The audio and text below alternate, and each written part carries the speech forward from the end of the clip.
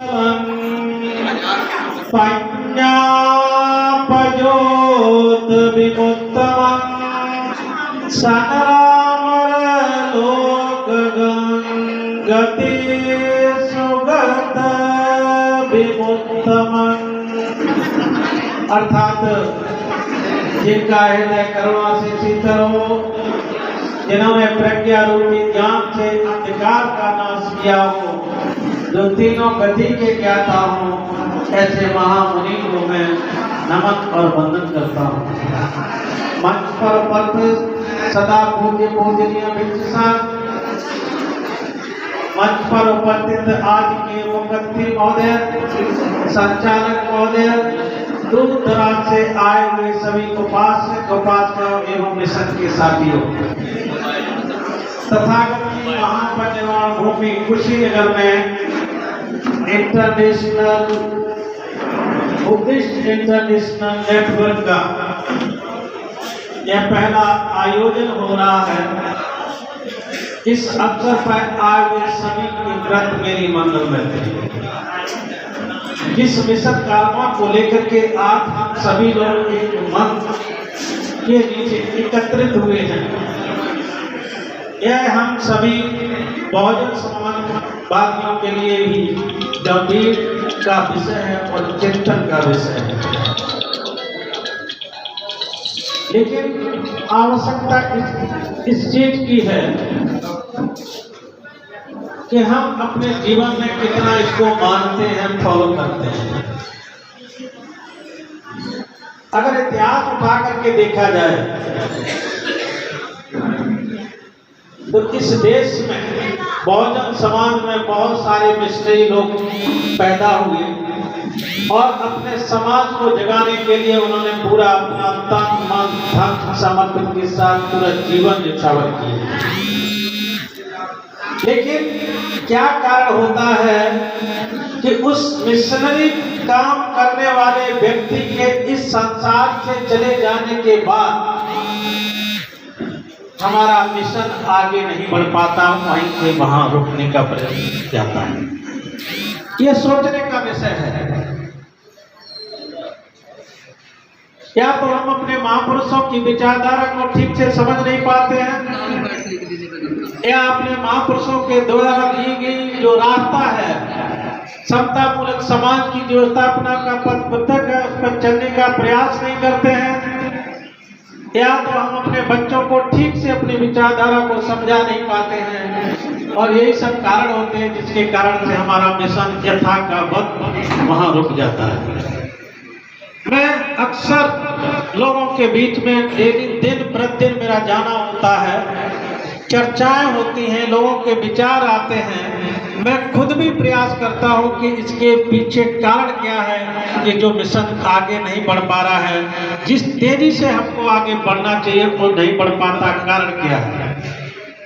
एक मोटे मोटे तौर पर देखा जाता है कि परिवार में एक व्यक्ति मिशनरी है, मिशन का काम ईमानदारी के साथ 24 आवर्स करता है, लेकिन उसके परिवार के लोग उनकी विचारधाराओं से, उनके क्रियाकलापों से संतुष्ट नहीं होते, वो परिवर्तन नहीं कर पाते अपने आप को। और जैसे ही मिशनरी व्यक्ति का जब इस संसार से चला जाना होता है, वो पूरा का पूरा परिवार उन्हें उसी दिशा में लौट जाता है जिस दिशा को परिवर्तन के लिए हमने अपना पूरा जीवन न्यौछावर कर दिया था। यह एक बहुत बड़ी विडंबना है हम सभी के लिए। तो इसलिए अगर इस मिशन कारवां को आगे बढ़ाने के लिए हम लोग तत्पर हैं, प्रयासरत हैं, तो हमको अपने परिवार में, अपने बच्चों में, नातियां बंधुओं में पहले इसको घुसेड़ना है।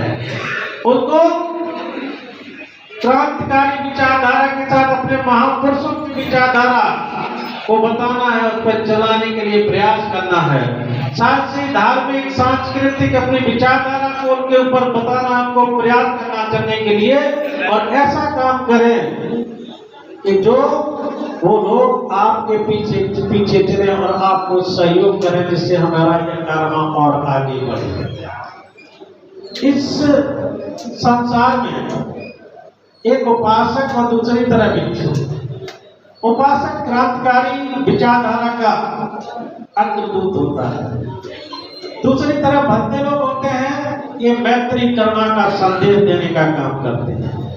क्योंकि इस वक्त को पहनने के बाद हम किसी जात व्यवस्था के नहीं रहते हैं। इस संसार में जितने भी सत्व हैं, जितने भी प्राणी हैं, उन सब के लिए हम हैं। किसी एक समाज के लिए नहीं है, किसी एक व्यवस्था के लिए नहीं है, हमारे लिए सब एक हैं। जो इंसान है वो है। इंसानों की तो बात ही छोड़ दीजिए, इस संसार में जितने भी जीव जंतु हैं, प्राणी हैं, मेरे लिए उन सभी के प्रति करुणा और मैत्री की भावना होनी चाहिए। हमको अपनी वाणी में संवर रखना चाहिए, हमको अपनी काया में संवर रखना चाहिए, हमकी अपनी इंद्रियों में संवर रखना चाहिए, तभी रूप में हम भिक्षु होते हैं। चक्षुना संवरो साधु, साधु वाचाय न संवरो। बुद्ध ने कहा कि साधु क्या होता है? सत्य क्या है कि जिस व्यक्ति ने अपनी इंद्रियों पर, अपनी वाणी पर, अपनी जीभ पर, अपनी आंख पर, अपनी काया को संयमित कर लिया हो, संवर बना लिया हो, वो संयम है। इसलिए तो जो है उपासक का काम है कि समाज को जगाने के लिए क्रांतिकारी महापुरुषों की विचारधारा को लेकर के चलना है।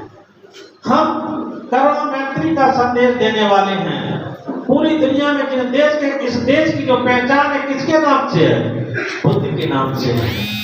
चाहे देश के राजनेता देश में आकर के भले बुद्ध को भूल जाते हों, लेकिन जब बाहर जाते हैं तो बिना बुद्ध के एक पग भी आगे नहीं बढ़ पाते हैं। मजबूर में ही सही कहते हैं कि हम उस धरती से आए हैं जहां बुद्ध का, हम बुद्ध के देश से आए हैं, किसी अन्य का नाम नहीं लेते हैं। तो मजबूरी ही सही, लेकिन नाम तो लेना पड़ता है। तो हम वो बुद्ध के अनुयायी हैं, हम बुद्ध पुत्र हैं, और बुद्ध पुत्र का धर्म बनता है कि लोगों में मैत्री, करुणा, ममता और उपेक्षा की भावना को दिखना, और मैत्री और करुणा के संदेश से लोगों को हृदय को परिवर्तित कर देना, ये हमारा कर्तव्य बनता है। इसलिए अपने महापुरुषों की विचारधारा को समझने की जरूरत है, उनको अपने जीवन में आत्मसात करने की जरूरत है। लोग पढ़ लेते हैं, जान लेते हैं, लेकिन अपने जीवन में कोई भी अंगीकार करने के लिए तैयार नहीं होता है, कोई स्वीकार करने के लिए तैयार नहीं होता है। मंच दे दिया जाए तो इतनी अच्छी अच्छी बातें करेंगे कि वो पूरा पंडाल, पूरा हाथ तालियों से ही गूंजता रहेगा, लेकिन उस पंडाल के बाहर निकल करके जब आप देखेंगे तो सच्चाई को पता चलता है आगे कुछ है, पीछे कुछ। तो ऐसी व्यवस्था को क्या करें? तथागत बनने की प्रयास करिए। जैसा कहें वैसा ही करते हैं, जैसा करते हैं वैसा ही करते हैं। तो इसलिए उनको तथागत कहा जाता है कि जैसा सारे तथ्यों से जो अवगत हो, जो कहें वही करें, और जो करें वही हम करें। तो इस चीज की आवश्यकता है। जब दोनों में समानता हो जाएगी, कथनी और करनी में जब भेद नहीं होगा, तो एक अलग संदेश जाएगा, अरे ये तो वो लोग हैं जिनकी कथनी और करनी में कोई अंतर नहीं है। समय परिस्थिति के अनुसार से सारी चीजें परिवर्तन होती रहती है। आज भी परिवर्तन हो रही है। हम बहुत संकट में होने के बावजूद भी कुछ तुच्छ लोग हमसे हमारा सब कुछ छीनने में लगे हुए हैं, और हम मुंह बदल रह करके अपना तमाशा देखने में लगे हुए हैं। ये किसी का दोष नहीं है, हर व्यक्ति दोषी है। अपने अंदर में झांक करके देखे तो खुद ही दोषी है, दूसरा कोई उसका दोष नहीं है। क्योंकि हम अपने स्वार्थ के कारण से हम बिक जाते हैं, या लोग मुझे खरीद लेते हैं, या हमारी महापुरुषों की विचारधारा से भटका देते हैं, या जो अपने महापुरुषों की विचारधारा से प्रवृत्त है उसको तंत्र की व्यवस्था से इतना दबा दिया जाता है कि जान करके भी अनजान बना रहता है और उसी व्यवस्था का पोषक हो जाता है जिस व्यवस्था ने सदियों रूप से हमको गुलाम बना कर रखा है। तो उसकी जंजीरों को तोड़ना बहुत जरूरी है। कहते हैं किसी गुलाम को, शारीरिक रूप से गुलाम कोई व्यक्ति हो